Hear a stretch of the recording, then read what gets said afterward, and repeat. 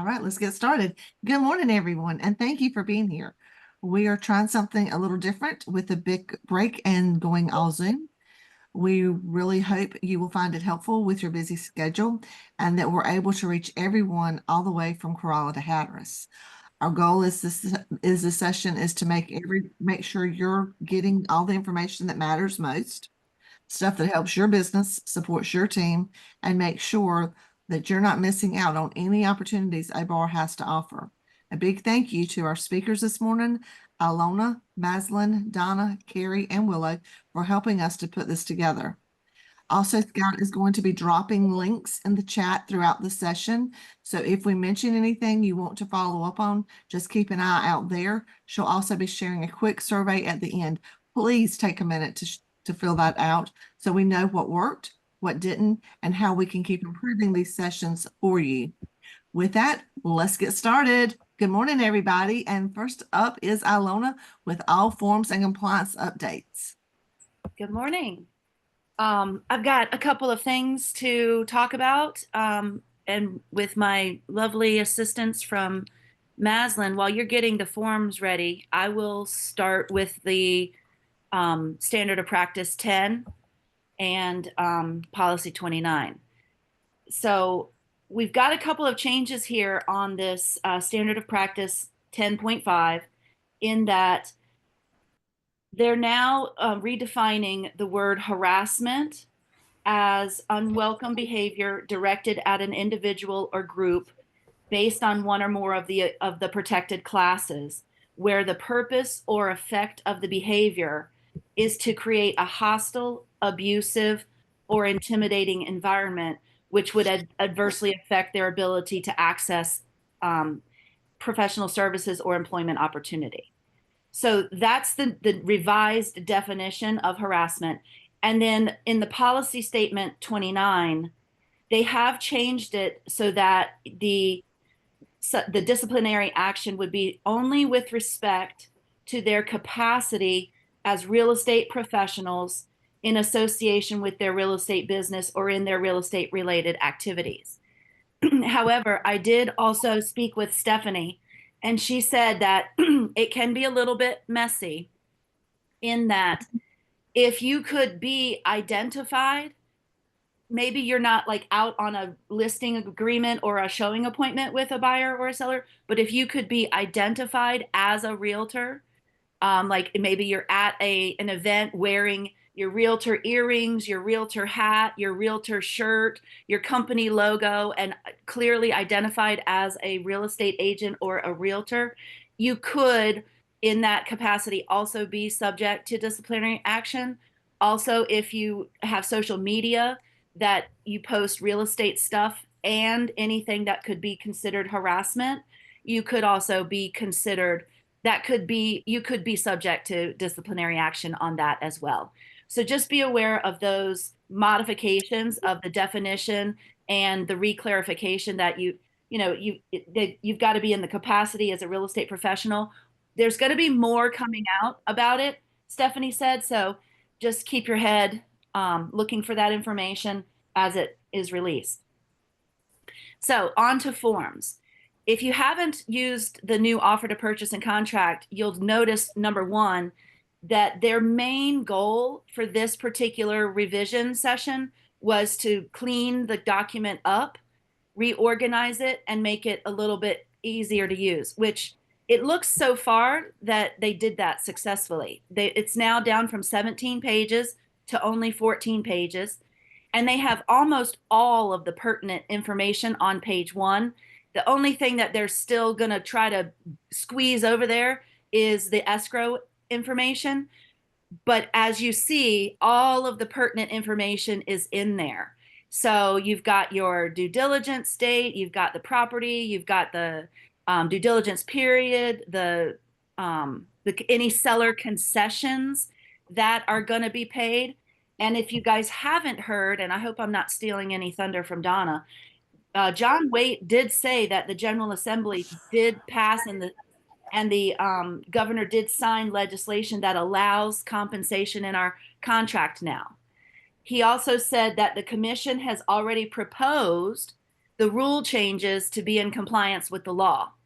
He also said that if you're itching to do it, you can have an attorney write something for you. Although I'm not sure I would be that brave, but he did say that on the information on the session on Monday, that if you're really itching to do it, get an attorney to write it. Anyway, that is coming. So just be not in the knowledge of that is on its way. The next thing on page 2 is they softened the language for the earnest money deposit. The old language pretty much was written so that you really had to have it made it sound like you had to have a written release or something in writing, and the law really does say you just have to be sure you have no dispute. So apparently what that is meaning is that there's been some times where a buyer or a seller has kind of disappeared, and in the process of trying to resolve the earnest money, they haven't been able to track the person down. And so what they're saying is that if you send them an email and say, hey, we're trying to resolve this matter, you have 48 hours to respond of whether you have a dispute over the disbursement of the earnest money or not, and they don't respond, then you can technically submit that to your escrow holder. They're free to disperse it on their own rules and principles. They don't have to do it, but you might find some that would be willing to, because again, the specificity of the law is there must be no dispute. Well, if they're not saying, hey, give me that money, and you've sent them multiple requests to respond, I mean, that's pretty good proof that there's no dispute. So, but it would be up to the escrow agent to decide ultimately what to do with that. Christy, I see there's a question. Do you want me to wait till the end or just keep going or take it now? Um, go Wait ahead till and the end? you can go ahead, whatever you're comfortable with. Okay. I think I'd like to keep going and then we'll just do some questions at the end. That way everybody can get their stuff in because I want to be mindful of the 10 minutes you gave me. Okay, so they softened that. And then the next page, they have reorganized the fixtures and exclusions. And really, they just wanted to clean it up. But he did make special notice that just because it's in the MLS or somewhere else listed that there's a fixture doesn't mean that you automatically get it. If it's not in this contract, then it doesn't exist. So just be aware of that. And then continue down to the keep going, keep going. A lot of this, and they did it differently this year. A lot of this in yellow isn't actually new information. It's just reworded or reorganized. So that's why I'm not covering it. I'm only hitting the main points. Keep going down to the contingent sale clarification. They really just wanted to make sure they cleaned up the language so that people understand right there that this offer, if you check this box, that does not constitute a contingent sale provision. Okay. This is simply a disclosure that another property is in the mix. Another property has to be sold. If you, as you know, we don't have a contingent sale addendum officially in our forms right now. So if you do want a contingent sale addendum, it will have to be attorney written. That's all I have for the offer to purchase. We'll move next to the listing agreement.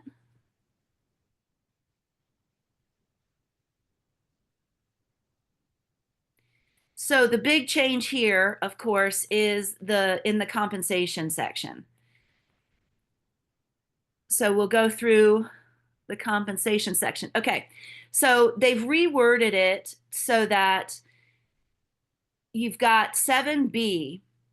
They want to be really clear that the only thing that goes in 7B is what you expect to receive as the listing firm. Okay. Anything else does not belong there.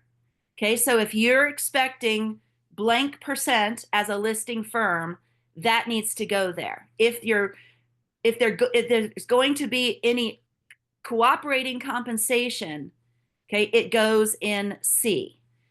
However, if you're also going to be doing, if you want any provision or any compensation for dual agency or for an unrepresented buyer, then you would need to put that in other fees. Okay. So if you're offering dual agency or you want to be compensated for an unrepresented buyer, that would go there in addition to what you would expect to be paid for the listing fee, the listing commission. Cooperative compensation, okay, that goes in section C, and you have two options. Option one is that the firm is authorized to offer a percent of the sales price that is not being deducted from the listing firm fee. Okay. It's an additional fee.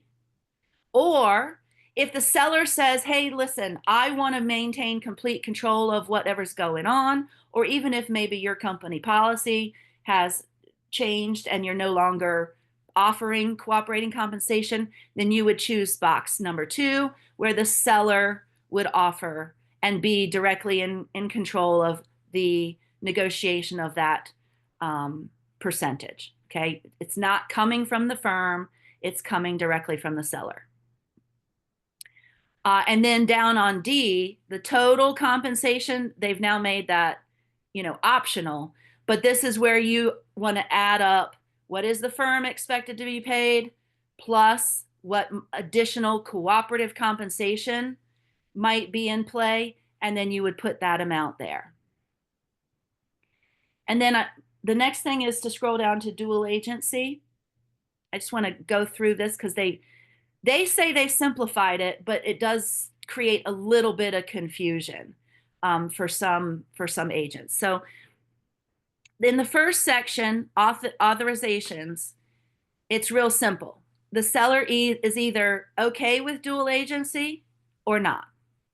If the seller is okay with dual agency, then you have one of the 3 options available. Okay, the first one is the seller that says, I'm okay with dual agency. I don't care who sells it. Anyone can sell it. Just get it sold. Then you would select the first option. If the seller says, well, okay, I'm okay with dual agency, but I don't really want you to be the same agent, but it's okay if John and Mary and Susan in your office are the same agent. That's fine. Then you would select option 2. If you talk to the seller about dual agency and they say, gosh, this doesn't really sound so great, I'm not really sure I want to do dual agency, and your firm offers designated agency, and you explain that the firm could still be a dual agent, but there would be a firewall between the buyer's agent and the seller's agent, and the firm could still represent both parties, but they would have exclusive representation, then that's when you would select option 3. Again, check with your firm, make sure you offer designated dual agency, because you have to have a company policy on that in order for that to be an option. And so then that's all we need to do on the listing agreement. Those are the major changes there. Then the buyer agency agreement. The buyer agency agreement, we're not looking at this one because I'm only highlighting that they did the same changes for the dual agency on that so that it was consistent.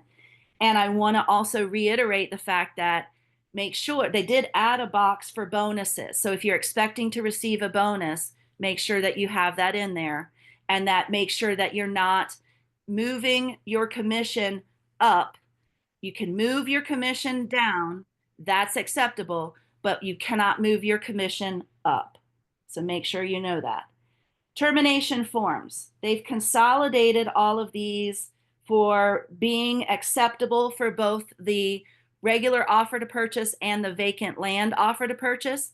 So in that respect, terminated forms number 351 and 353.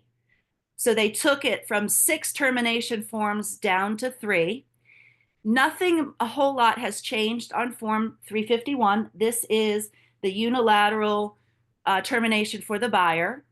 And then you've got the unilateral termination for the seller. But it is now, you can use it for 2T or 12T. So that was a nice consolidation that they did. But then they did make some pretty big changes to Form 390, and they eliminated 391. So what you need to look for here in Form 390, this is the negotiated, the termination or release, okay? What they did on this particular form, is this 390? It looks like 352. Do we have 390?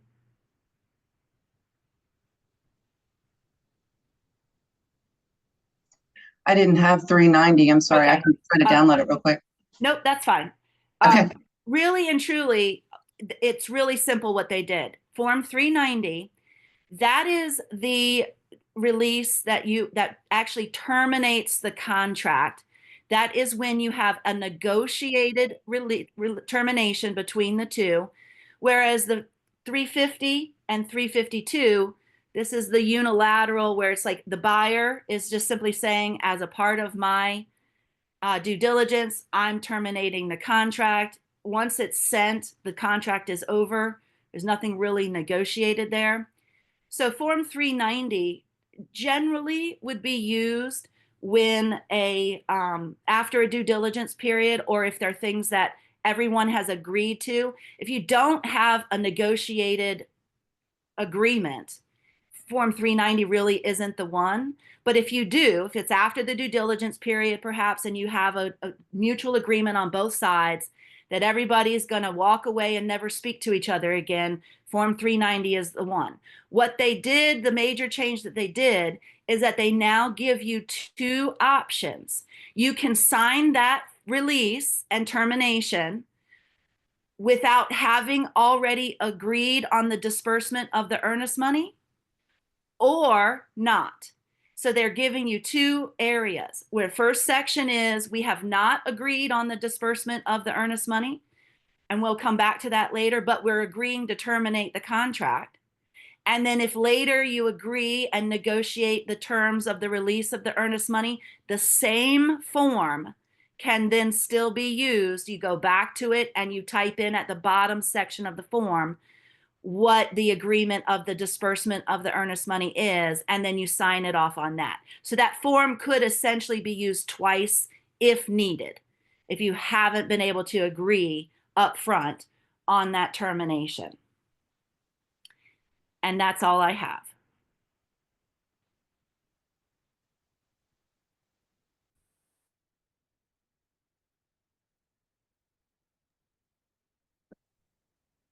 Do you want to answer the questions, or are we moving on to Maslin? Yeah, Rick had a couple questions. I had a question too. I'm happy to answer questions now. Did you say on the listing agreement, can you hear me? Yes. Okay, did you say on the listing agreement that when you're putting your compensation in, that if you want to be compensated for dual agency, you have to specifically type it out under other, or did I misunderstand?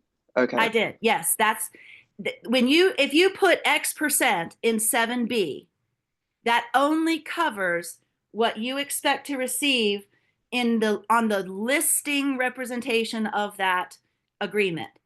Anything you put additional in cooperating compensation is only for a cooperating agent.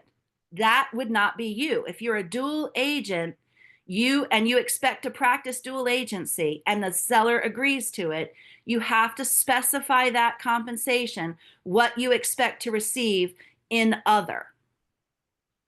Also, a side note, if you do anticipate to offer a variable rate and you put a different amount for dual agency than what might be offered as a cooperating agent, you still have to make that disclosure to other agents at the earliest convenience.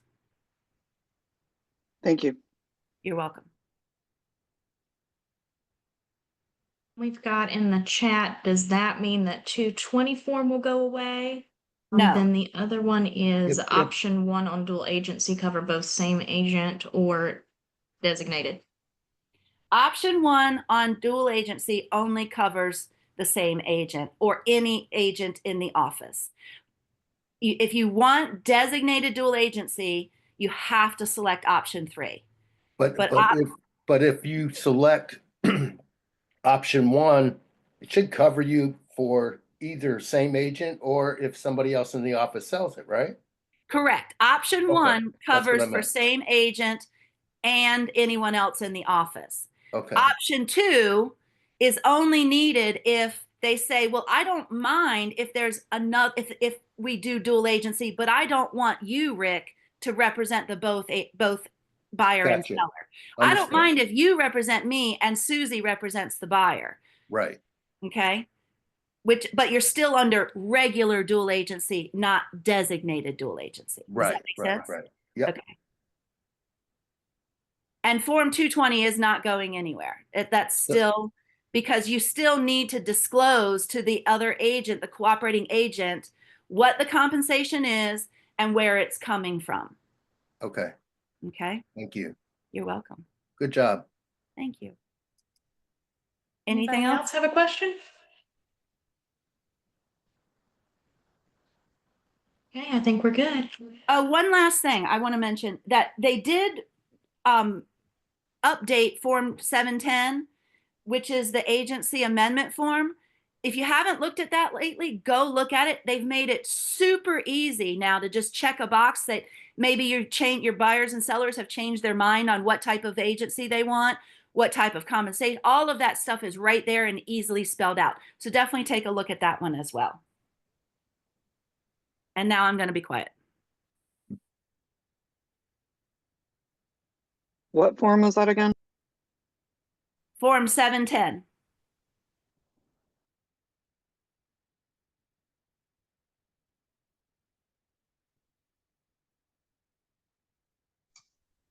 All right, I guess I'm up next. I am going to drop one forms related thing in the chat. If you enjoy watching hour and a half long videos, John Wade's pretty entertaining, but he goes through all of those form changes, and he's our NC Realtors attorney. He works closely with the forms committee. All right, so we're moving on to the MLS. Hi, everyone. I'm Maslin. I am your education chair, and I'm also an active member of the MLS committee. And I'm also here to talk about a form update, but it's our very own OVAR property management disclosure, also known as the PMD. Yay.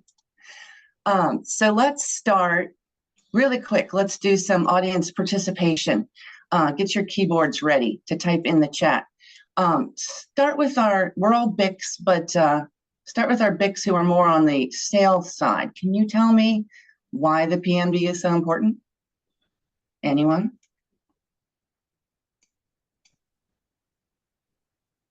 Okay, an overwhelming response of don't know, don't care. All right, any property management brokers in charge? Yay, to help rental managers. That one's pretty important. So the rents are clearly understood. Good. Anyone want to say, okay, so there are two parts to the PMD, right? Part one, the agent sends to the property manager sends back information. Jeff Scott says to comply with North Carolina law, yes, there's disclosure required in a sale. How about the PMD part two? When do we do that? The PMD part two is when it goes under contract, and the buyer's agent is supposed to send that to the property manager. Why is that important? Rental contract between seller and PM understood. Yes, very important. To fulfill the vacation rental addendum. That's absolutely true. VRA, yes, vacation rental addendum. To help communication to prepare for closing and transfer the property to the new owner. Yay, Christy wins the prize. Most of us in sales are very happy to do part one because that's what we need to get our info. But part two is incredibly important. Your closing's not going to happen on time if the property manager doesn't know the house is under contract. They have a lot that they need to do. They need to do the prorations. They might need to move wireless internet hubs and all this kind of stuff. A whole lot of things while the house might be full of guests. So if you want closing to happen on time, you need to get that part 2 to the property manager as soon as humanly possible.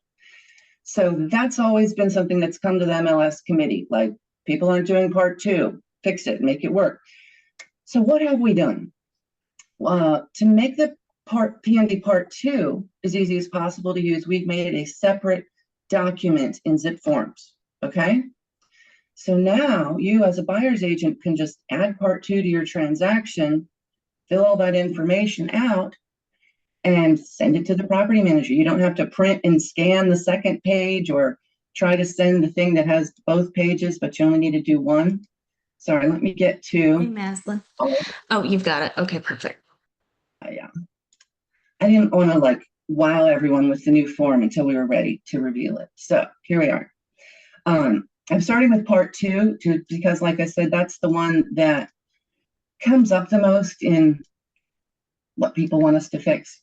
So we rearranged this a little. We put all this important stuff at the top, okay? What property is, and the 3 dates: the under contract date, due diligence expiration, and your estimated closing date. This is the big one: whether or not the seller or the property manager can continue to accept future reservations. If your answer is no, yes, you need to fill out that Vacation Rental Act and include that with it. Okay, put in your information as the buyer's agent and how to get in touch with you. We have blanks for both attorneys too, because that's just generally helpful to know. This is another kind of stumbling block that we've heard from a lot of people. And so sometimes buyers aren't really ready to share their information right when they go under contract. Maybe they're totally loyal to a different company. Maybe they're just very private. So we kind of drew this line in here and said, when you're ready, you can fill in your buyer information, but you don't need to fill this part out. Why does this say start my video? I don't know. You don't need to fill this part out in order to send it to the property manager, okay? So even if your buyer is reluctant to share their information, you as BICs, make a policy in your company, have your agents fill out the rest of this form and send it to the property manager as soon as they can, okay? Do you have any questions on part 2 before we move on? Anyone? Okay, then let us move on to part 1. This one also got a bit of a facelift. Up at the top, it's very similar. We just hopefully made it a little easier to read. It's got all the same information, owner name, listing agent, and places for the owner to initial and sign. This is a little bit revised. We're finding that cancellation of property management agreements is a much bigger deal now than it used to be. There are different fees. Every company is different and has this policy that works in a different way. And there was one tiny little line to write that all in. So we made this big old box where you can write in your entire policy, or if that's too much of a pain or just doesn't fit in there, you can always attach additional pages. You can just have a standard page that you include when you send back to the listing agent. In this, we also changed, we added a flex for seasonally versus year round. You know, some homes only accept short stays in the off season. We also added, in addition to the date the PMA expires, we added the auto renew date. That was at the suggestion of a property manager. Wow, that was pretty important. How did we never think of that until just now? So those are the big changes in our PMD that is now available in your zip forms. It's ready to go, and please encourage your agents to use it early and often. Any questions on the PMD, anyone? My chat window went away, so I don't know. Maslin, these are great changes. Thank you to the group. Thank you for the update on this important document. Thank you, Monica. And I was just going to throw out some shout outs to David Waybright, Carrie Bateman, and Tiffany Moldovan, who was the task force who worked on this. And we also did consult over 20 property managers whose information was in recent PMDs. So we really wanted everyone to love the new form, use it. All right. I've got two more little MLS things that if there are no more questions on the PMD or comments. Okay, teams. The MLS has started issuing fines in accordance with our rules for those not closing out their transaction as a team. So we know there was a bit of a bumpy start in the whole teams thing, but the committee has heard you. They made changes to the rules. Now you can list pretty much as normal, and then you wait until the listing closes before switching the primary agent to the team name. So that should make it easier to fill out offers, find who you're supposed to talk to. So while the listing's active, it's pretty much the same as always. So you guys as BICs, if you are not sure if someone in your firm counts as a team, here's how you figure it out. Are they advertising as a team? And do they receive compensation as a team? You as BICs know how they get paid, right? Anna says, I have a question about agent info and MLS when they are a member of a team. Okay, I'll try to answer. What is your question, Anna? Hi, can you hear me? Yeah. Okay, so I noticed that recently when I'm trying to fill out information for the offer, when an agent is a part of a team, there's no license information. Yes, I feel your pain there. That was a big reason why the policy was changed so that when a listing is active, that you can just list it as under an individual agent. However, I guess perhaps some teams enjoy having the team name as the main contact and everything like that. I guess we could encourage people to put oh, Dan is in the conference room. Would Dan like to answer this question? Yeah. So the question really is how to find that information. Right. I think we should encourage those agents to put their license number and name in the broker notes. Yeah, the license number, when I set up a team, I include the license number of the primary team member. And that should populate. I don't see, when I click on agent information, I don't see it. I don't know where you're at. That, we'll take that offline. I'll take it back to the committee or Dan, and we'll figure it out. Like I said, it's been a change. It's not going to be perfect, but we do hear you, and we're trying to make it work. I know I've said it in other meetings, but I'm going to say it here in this broker meeting, but I feel like the changes that we have made it more confusing to the consumer. It's definitely more confusing to me as the agent to even know whose information I'm supposed to put where for the offer.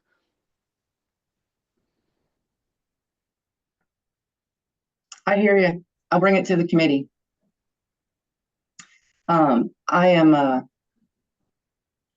I'm deeply involved in the PMD and not so much teams. I'm sorry, I don't have the best answers for everyone. In my notes, I said, hey, if you aren't sure, call Dan, Tammy Russell, who's the MLS chair, call me. And if I don't know, I'll find out. So Anna, I'll try to figure out how to address your issue and see what we can do. Anything else on teams? Yay. All right, let's move on from that. Let's end on a high note. Two MLS benefits that I wanted to make sure everyone knew. If you have an MLS account, okay, you get these two things in zip forms that you may not have known about. The first one is MLS Connect. When you're writing an offer, it gives you that screen, create a transaction. Over on the right, there's a little button that says MLS Connect. If you click that, you can put in an MLS number and it imports a bunch of the information from the listing into your offer, okay? It doesn't do absolutely everything, but it gets the seller's names and the listing agent's info, if it's entered in there correctly, not with a team. So that makes it really nice, as well as the first picture. So if you're like doing lots of high volume, you'll have a nice visual reference to know which one you want to click on. The other one is called Digital Ink, and it is e-sign without DocuSign. So if you are paying for DocuSign and you're an MLS member, you might not need to do that. This Digital Ink is 100% free. I'm kind of low on time, but I'll tell you real quick how to get there. You go to your profile and settings, like you click over on the right, like where you would put a picture of yourself, but it's a little blank person. Profile and settings, and in the top middle, select settings. You'll see two options for Authentisign and DocuSign.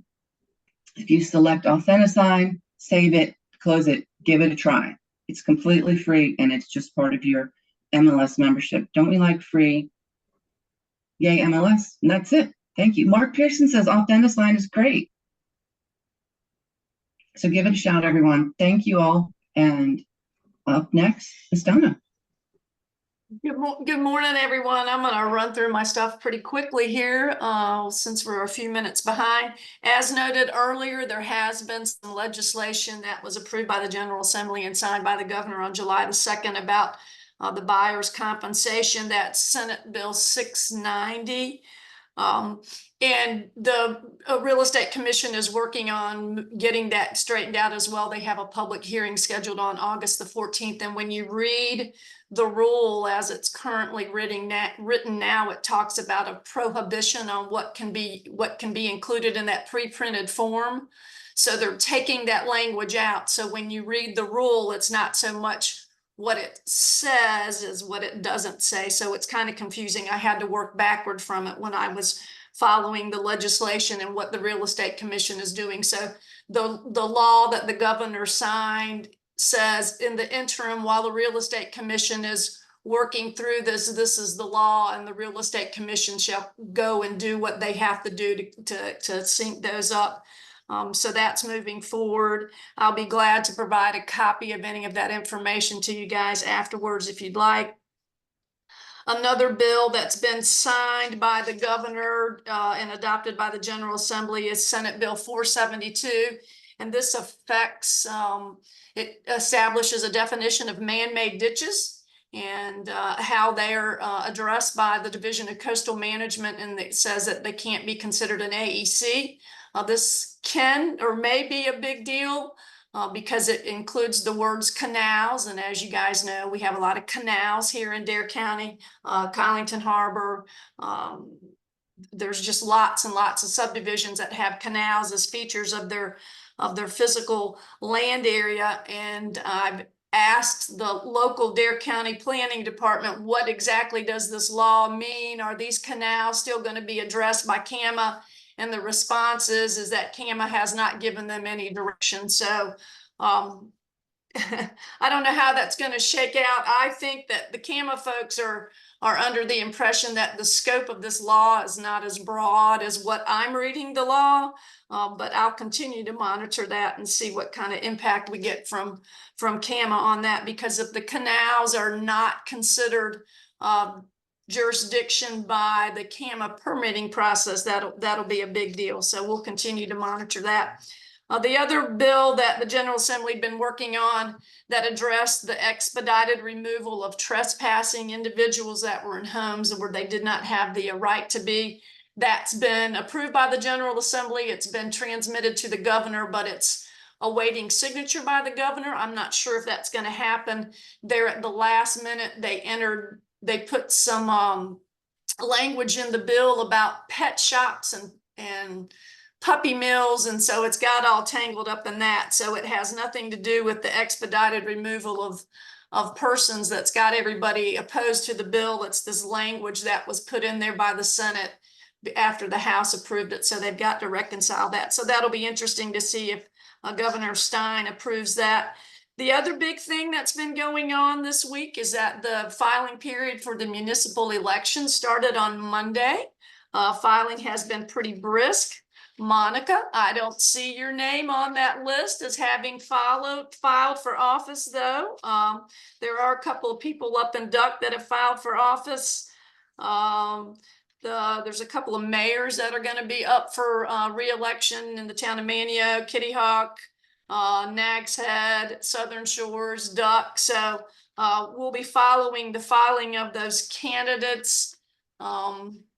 And see that's always interesting to see how the composition of those boards are going to change. And so we'll continue to monitor that. That filing period is open until July the 18th. So if any of you guys are inclined to go run for municipal office, now is your opportunity to do so. Other than Donna, that, I am going to file. I am filing. I just have, with yes, all the company in town, I haven't gotten there yet, but I'm doing it. That's good news. That's good news. Mike Sears did file for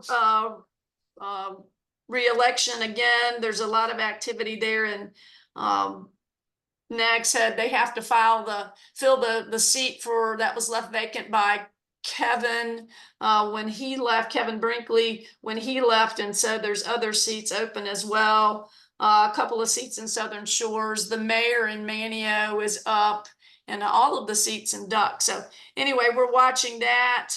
The General Assembly has taken a break for a couple of weeks. When they come back, they had been working on a bunch of legislation that would impact how local governments operate. There's been a lot of news coverage about that, a lot of opposition from local governments, a lot of support from NC Realtors.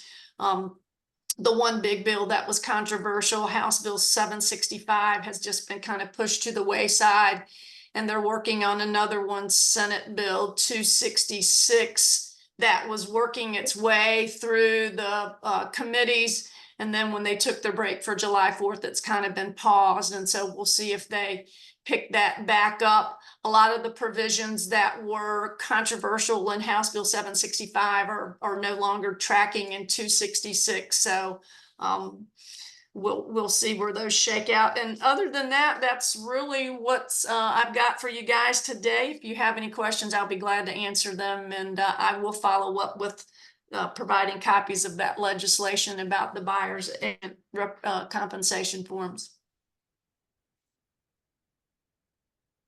That's it. Thank you, Donna. Now, Carrie, I believe you're up next. Are you still with us? Yep. I am. Right there. Hey guys, can you guys hear me? I'm in my car. Yes. Okay, awesome. So I only have a few things. Maslin took the heat for the PMD, so thank you for that, Maslin.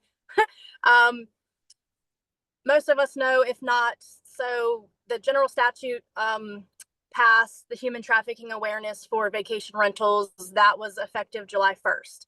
And it basically reads that property managers and lodging establishments in North Carolina must comply with North Carolina general statutes. There's actually 2 statutes that are in there. And these laws require one of 2 things: a procedure for reporting suspected human trafficking to local law enforcement or the National Human Trafficking Hotline.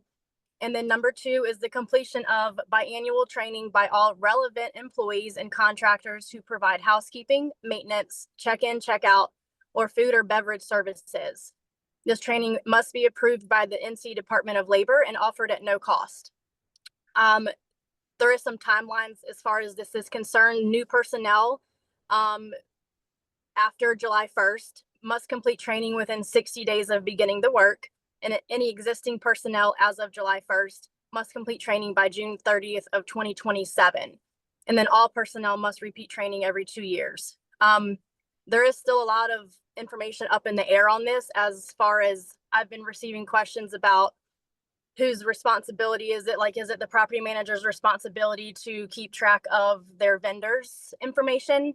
I don't quite have that yet. I've been hounding the Department of Labor for this information. They did provide basically a definitions form last week to me. It was a draft form. It wasn't quite what I was expecting from them to provide to me. So still kind of working on that. I will say that they were very open in the fact that they weren't going to be enforcing anything anytime soon. This was all thrown on them very quickly as well, as laws usually do. And so they're still working through their kinks as far as things are concerned. OBAR is following this. I've been in contact, like I said, with, her name is Jennifer Hagewood, at the Department of Labor. It's been a little tough to get information from them, but I'm hounding them. So also the Real Estate Commission posted new guidance, I think back in May, about the guidance on co-hosts. And essentially what it's saying is that co-hosts cannot accept compensation if they are not licensed. So they cannot do any contract, they can't do any negotiations, anything like that if they are not licensed. I do know that the Real Estate Commission has started cracking down on it. I know probably even as recently as 5 years ago, the Real Estate Commission had always kind of taken the stance that they couldn't do anything about it because they weren't licensed. However, they've changed their theory and they are cracking down. If someone gets reported for doing the information or doing property management without a license, they will get, the commission sends them a cease and desist letter first. We'll try to get them licensed.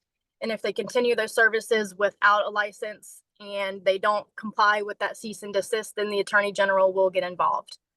So that. Also want to mention, we are having a property management social on October 9th at Two Roads Tavern in Kitty Hawk. Yes, it is titled Property Management Social, but I encourage sales agents to also show up. It's going to be somewhat Halloween themed. It's in the month of October. We're going to be sharing scary stories, appropriately named for October. And also just to connect with local property managers, sales agents, if they have questions with property management. That's definitely the time to be there. There'll be a bunch of us there. So I would encourage everyone to come and show up to that. And that's it.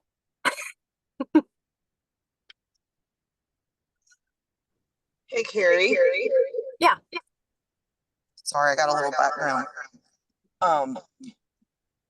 If everything's done through Airbnb and VRBO, how is that really, they're still going to be able to get around it because all the contracts and stuff are done through that directly to the consumer, correct? That is correct. However, co-host, so if you're a co-host on Airbnb, there is a section, like if you sign up to be a co-host, there is the thing where you can say how much money you want to collect for doing this co-hosting. And that's where it's illegal. The contracts, yeah, sure. I think that's where the Real Estate Commission kind of took that stance several years ago that they couldn't do anything about it.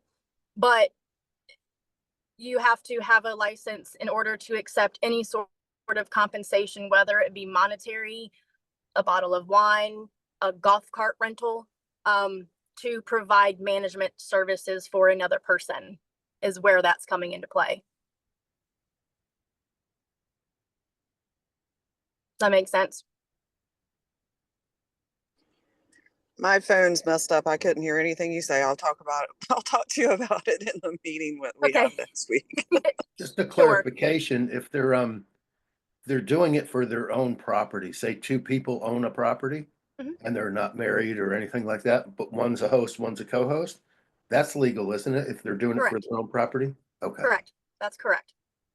Thank you. You're welcome. I think the one thing to keep in mind for the sales agents specifically, is that if it is an Airbnb reservation or a VRBO reservation that is through a co-host and not a property manager, there are no lease agreements in place most of the time. And so if there are no lease agreements in place, Carrie, you correct me if I'm wrong, because I could very well be. But if there are no lease agreements in place, it really does not fall under the Vacation Rental Act. And if a buyer purchases that property, all of those reservations are going to be canceled. And the buyer is going to have to reinstate or try to get those people to rebook through them. So just keep in mind, any reservations that are in place on those kinds of reservations are not necessarily going to transfer over to a buyer. Correct, because they in order to abide by the Vacation Rental Act, which requires them to withhold the 180 days, they have to sign a lease agreement that says that this reservation is covered by the Vacation Rental Act, essentially.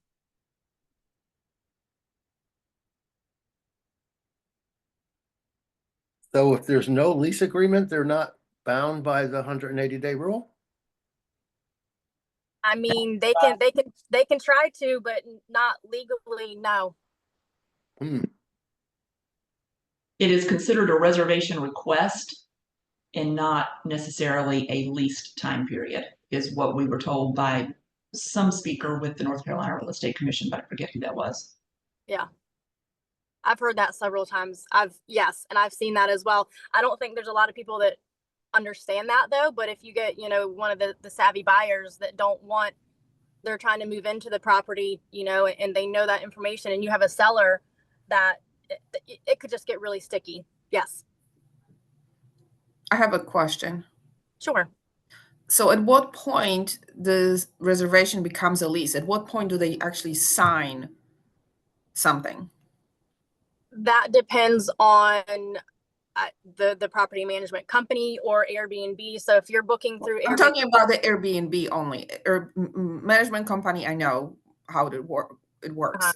What about the Airbnb and VRBO? At what point is it actually a lease, not just a reservation? Unless you sign a lease, there's not one. And when do they typically sign for VRBO or Airbnb? So they're not signing a lease agreement if they're booking through Airbnb or Vrbo. They are, it's a, like Maggie was saying, it's like a reservation that, yes, they have a reservation, they've paid their money, but they haven't signed a lease agreement for their stay. Unless that host or unless the Vrbo manager has a lease agreement. I have seen some. So basically what you're saying with Airbnb and VRBO, they may never have a lease. Correct. Okay. What about the idea that there's oral leases and there's oral agreements, and it's the transfer of money that it becomes the binding or becomes the effective point? And in many of those situations where it is a co-host situation and it's not a property manager that's managing the property, the site, Airbnb, VRBO, they are the merchant of record.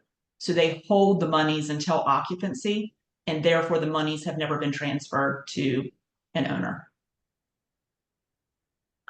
I understand that, but I'm talking about when the vacationing guest pays money. That's a reflection of either an oral lease or a binding lease or a written lease. It creates not in the eyes of the Real Estate Commission, is my understanding. So they treat them like hotel rooms? Similar, yeah. Yeah. They're an accommodation facilitator. They are not a property manager. Good wording. That's defined with the Department of Revenue. Accommodation facilitator, they created that definition and had it put in the statute, so.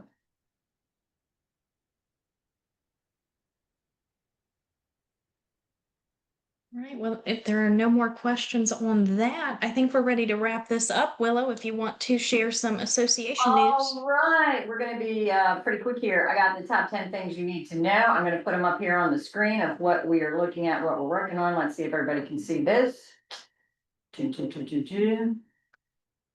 All right, and that's very small. So we are going to zoom in on that. How's that? Is it bigger? No. It's not bigger. It's bigger on my, not your screen. Okay. Looks good. All right. Well, it's big on my screen. So the top 10 things you need to know, we're going to run through real quick. Dr. Yoon's market outlook. That is this afternoon from 1 to 2. It is a free webinar. The info was originally sent on June 25th from NC Realtors. We've also included it. Scout can confirm.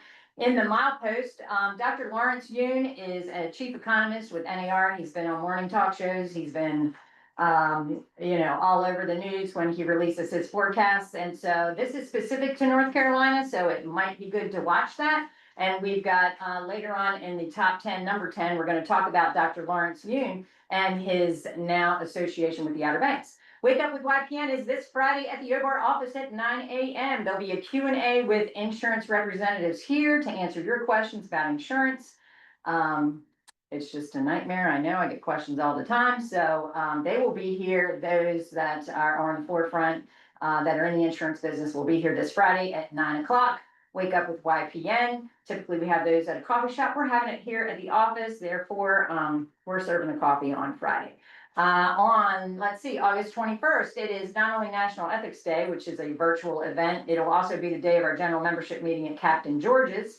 As you know, ethics has been a 3-year requirement. Brokers in charge need to know that there's a new 3-year cycle requirement that coincides with the Code of Ethics requirement that all realtors must complete, and that's Fairhaven. So every realtor has to complete Fairhaven within the 3-year cycle.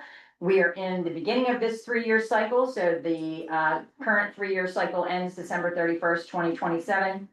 We don't like to get to December of 2027 and have to track people down. On Code of Ethics, they've had 3 years to take or Fairhaven. So your assistance as the broker in charge and overseeing your agents would be greatly appreciated in getting them to complete this early. Coming up this fall, we slam into August and it's bam, bam, bam through the end of December. And we've got the Realtor of the Year Award applications that are going to be open, Career Achievement Award applications open. We present the Career Achievement Award at our general membership meeting or our annual meeting in October. If you know someone that's had 25 plus years in the business, they've been affiliated with they've been involved with the local association, state or national association, involved in community service. It's a great way to honor that realtor that has given back to the community, the realty industry, and this association. So look out for that. Also, leadership committee applications open up in September. We've got lots going on. Also in September, let's not forget, we are offering free CE again. We will have that free broker in charge update. We will have that free general update and the free elective. Catherine Kirchner, that was one of our spring instructors. She will be conducting that class virtually. The board approved that in the budget to offer free CE. As you know, it's not really free. We're paying for the instructor. We pay for your upload credit to the real estate commission. So it is free to you, but we are taking care of that cost. And so we will have free CE in September. We have a new process for the broker audit. We will not be sending you that nice letter that says you have to sign this, list everybody in your firm. We actually are getting reports from the real estate commission. So if there's a licensee hanging their license with you and they are not a realtor, we will be contacting you. Look out for the milepost. It is weekly communication. Please make sure that your agents are seeing what is happening here with the association, current news. We post on our website. We post on the Paragon homepage. We post on our Facebook group and also on our Facebook page, public, and also in our closed private Facebook group. If you're not a member of the closed private Facebook group, contact Karen. Please make sure you're part of that as well, because we post things realtor specific that the public does not have access to in that closed private Facebook group. You've also might have seen we've been doing some ads in some of the local news outlets. We are promoting you as a realtor and what you do for this community, and promoting our scholarship recipients, and promoting our disaster relief fund. Our free charitable events, Surf, Turf, and Roll, all benefit the disaster relief fund and the scholarship funds held with the Outer Banks Community Foundation. So we've been promoting that also in why you should use a realtor. You might have seen those as well. We just had a meeting yesterday with Paragon, Mr. Terry Tanner from Paragon. We're looking at offering some training the end of August, specific to Paragon from the Paragon representative. There were some things yesterday that I saw in a possible Paragon Connect app that that was quite surprising, and maybe you're not aware of things that you could be using. And the big news for spring is and look, Emerson's here. Dan's dog, Emerson. We've got a realtor summit coming up. In the fall of last year, we had the CYA summit, because you need to cover your assets. This spring, we are having a realtor broker engagement summit with property managers and also brokers. And Dr. Lawrence Yoon is coming to the Outer Banks. So this is pretty big for us. This will be held at the Hilton. I believe it is March 5th. Correct me if I'm wrong. But if you have any questions about anything that's going on at the association, feel free to call us. Also, I tell people all the time, first, like when you join, make sure you're on Forewarn, and I was going to try to pull it up, our website. has a calendar that you just click on and scroll down. All OBRU events are identified by that little icon, OBRU, and we've already got free CE on there. You can register right from there. Also, the NC Department of Insurance is offering another free insurance elective this fall a couple times, and then I believe it's the Coastal Federation is also offering another free elective. So take advantage of looking at our website, getting the latest, the greatest, the news. All we're doing here for you from the Outer Banks Association of Realtors, we're here to serve you. We're here to help you make money, save money, be successful, bottom line. So thank you very much.